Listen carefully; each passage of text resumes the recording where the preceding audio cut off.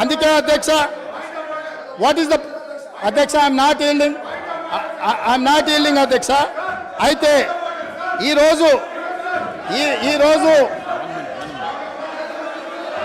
ఈరోజు వాళ్ళకొక నీతి, వీళ్ళకొక నీతి అధ్యక్ష.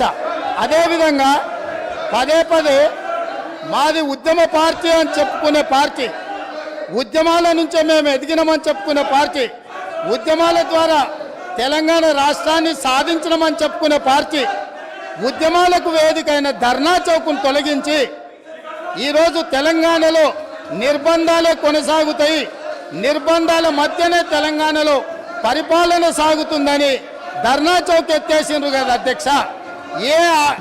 ఏ ఆదర్శం వీళ్ళు చెప్పదలుచుకున్నారు?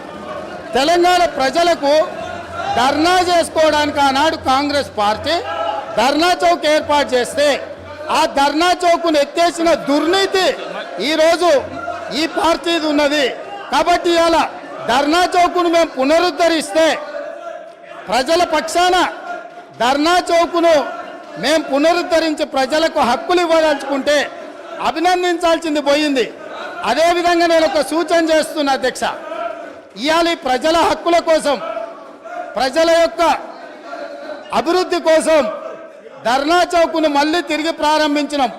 ప్రజాస్వామిక స్ఫూర్తిని నిలబెట్టాలంటే ఇక్కడ అడ్డుకోవడం కాదు, ఇక్కడ ప్రజలకు మేము చేయదలుచుకున్న మంచిని చర్చ జరగకుండా ఈడ అడ్డుపడడం కాదు.